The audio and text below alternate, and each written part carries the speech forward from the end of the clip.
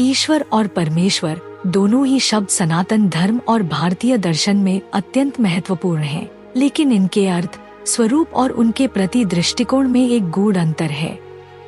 ईश्वर को उस सगुण और साकार रूप में देखा जाता है जो इस सृष्टि के संचालन, पालन और सहार में सक्रिय भूमिका निभाते हैं। ईश्वर को संसार की गतिविधियों और मानव जीवन की कठिनाइयों में मार्गदर्शन करने वाला एक दैवीय शक्ति माना गया है। क्या आप जानते हैं कि अल्फा टब नामक एक मंच और एक उत्पाद है जो आपके बच्चे को कम उम्र में ज्ञान और शब्दावली के बारे में बहुत कुछ सीखने में मदद करता है। अंत में एक आश्चर्य के लिए बने रहें।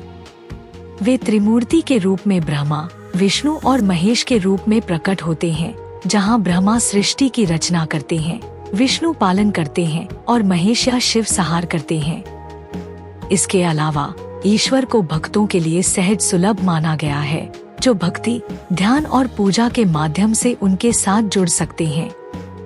भगवान श्री राम, श्री कृष्ण जैसे अवतार ईश्वर के सगुण रूप माने जाते हैं, जो मानव रूप में धरती पर अवतरित होकर धर्म की स्थापना करते हैं। दूसरी ओर परमेश्वर का अर्थ है परम प्लस ईश्वर, अर्थात वह जो ईश्वर से भी परे है और जो निराकार, निर्गुण और अनंत है। परमेश्वर को इस ब्रह्मांड का मूल स्रोत, कारण और सत्य के रूप में माना जाता है। वह किसी विशेष रूप, नाम या सीमा में बंधा हुआ नहीं है। उपनिषदों में परमेश्वर को ब्रह्मा कहा गया है, जो चेतना और अस्तित्व का परम स्वरूप है। परमेश्वर की उपासना ध्यान और ज्ञान मार्ग के माध्यम से की जाती है, जहां भक्त सांसारिक माया को त्याग कर अपनी आत्मा को परमेश्वर के साथ जोड़ने का प्रयास करता है। ईश्वर सृष्टि के संचालन में सक्रिय भूमिका निभाते हैं, जबकि परमेश्वर सबका मूल आधार होते हुए भी इस सृष्टि की गतिविधियों में प्रत्यक्ष रूप से संलग्न नहीं होते। इसे ऐसे समझा जा सकता है कि ईश्वर वह शक्ति है जो संसार की समस्याओं को सुलझाने में सहायता करती है, जबकि परमेश्वर वह शाश्वत सत्य है जो इस संसार और उसके पार की वास्तविकता को दर्शाता है। ईश्वर का अनुभव भक्ति और पूजा के माध्यम से किया जा सकता है, जबकि परमेश्वर को केवल आत्मज्ञान और ध्यान के माध्यम से समझा जा सकता है। यह भी कहा गया है कि जब कोई भक्त ईश्वर के प्रति पूर्ण समर्पण करता है, तो वह अंततः परमेश्वर के ज्ञान की ओर अग्रसर होता है। वेद, उपनिषद और भगवद गीता में भी इस भेद को स्पष्ट किया गया है। गीता में श्री कृष्ण ने कहा है कि वे सगुण रूप में ईश्वर हैं, लेकिन उनका असली स्वरूप निराकार और अनंत परमेश्वर है।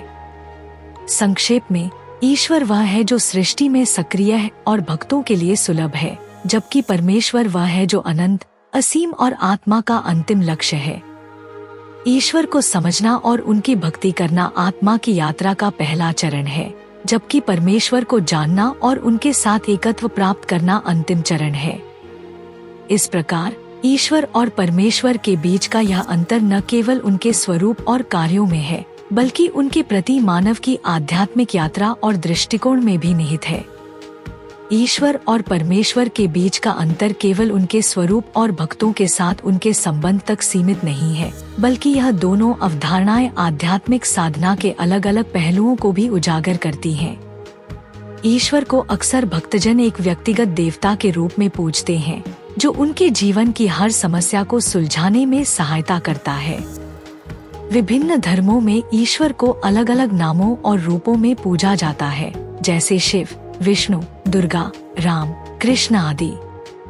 यह सगुण और साकार ईश्वर हमारी भक्ति का केंद्र हैं, जो हमारी प्रार्थनाओं का उत्तर देते हैं, हमें शक्ति प्रदान करते हैं और हमारे जीवन की दिशा तय करते हैं।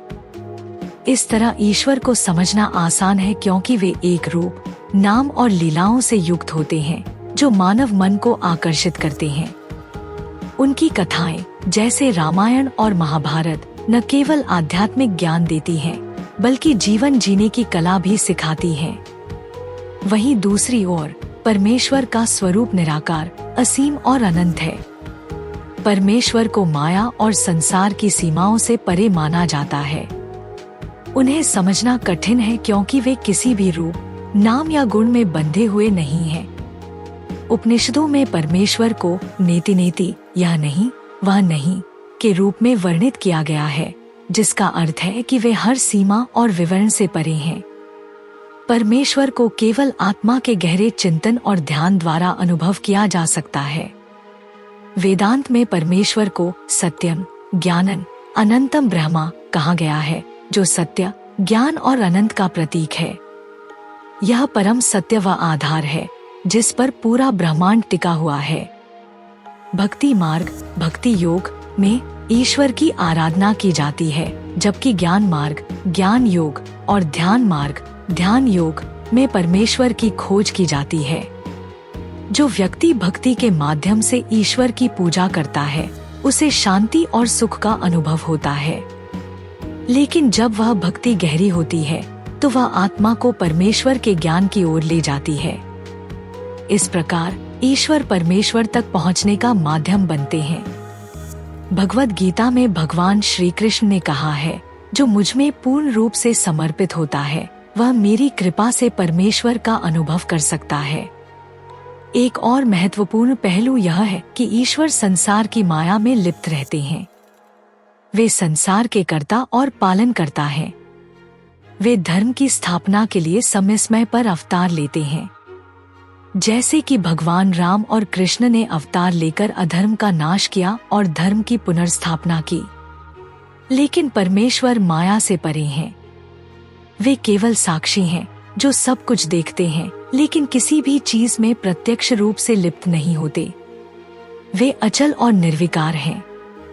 ईश्वर और परमेश्वर के इस अंतर को साधक की आध्यात्मिक यात्रा से भी जोड़ा जा सकता है।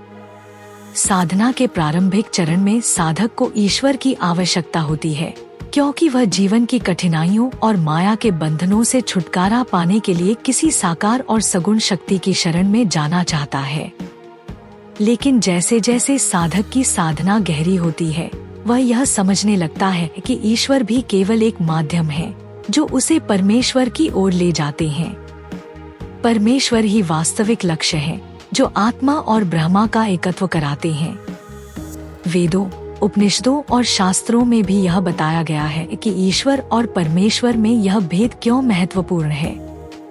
ऋग्वेद में जहाँ ईश्वर के स्तुति मंत्र मिलते हैं, वहीं उपनिषदों में ब्रह्मा, परमेश्वर के ज्ञान की व्याख्या की गई है। ईश्वर के बिना मानव जीवन अधूरा है, लेकिन परमेश्वर के बिना यह जीवन का वास्तविक सत्य प्राप्त नहीं कर सकता। इस प्रकार ईश्वर और परमेश्वर दोनों ही हमारे जीवन और साधना के लिए अपरिहार्य हैं। अंत में यह कहना उचित होगा कि ईश्वर और परमेश्वर के बीच अंतर समझने से हमारी आध्यात्मिक यात्रा को एक नई दिशा मिलती है। ईश्वर को अपनाकर हम जीवन में संतुलन और शक्ति पाते हैं, जबकि परमेश्वर को जानकर हम अस्तित्व के परम सत्य का अनुभव करते हैं। यही सनातन धर्म की गहराई और उसका रहस्य है, जो हमें इस भेद को समझने और इसे अपने जीवन में लागू करने की प्रेरणा देता है। मुझे अल्फाटब क्यों पसंद है? अल्फाटब छोटे बच्चों को कम उम्र में ही सनातन मूल्यों, ज्ञान और शब्दावली से परिचित कराने के दिलचस्प तरीके प्रदान करता है। अल्फाटब बच्चों की शिक्षा के लिए एक अनूठी अवधारणा के साथ एक शब्दावली किट भी है। यह स्कूलों में भी एक बेहतरीन किट के रूप में काम कर सकता है। माता पिता अल्फाटब मोबाइल ऐप का उपयोग करके बहुत सारे टब शीट और टब कार्ड बना सकते हैं और अल्फाटब का उपयोग करके मजेदार गेम के माध्यम से अपने बच्चों के साथ जुड़ सकते हैं। मैंने अल्फाटब ऐप का उपयोग किया है और वीडियो में दिखाए अनुसार टब कार्ड बनाए हैं। जब मैंने पहली बार अल्फाटब देखा तो मुझे पता था कि मेरे भतीजे और भतीजी इसे पसंद करेंगे। यह बच्चों के अनुकूल सामग्री से बना है, बहुत अच्छी गुणवत्ता वाला है, टूटने वाला नहीं है और लंबे समय तक चलेगा। मेरे प्रोमो कोड सनातन से 20% छूट प्राप्त करें। लिंक विवरण में है। यह हमारा सौभाग्य है कि हम अपने सनातन धर्म के ऐसे अद्भुत ज्ञान को फैलाने में सक्षम हैं।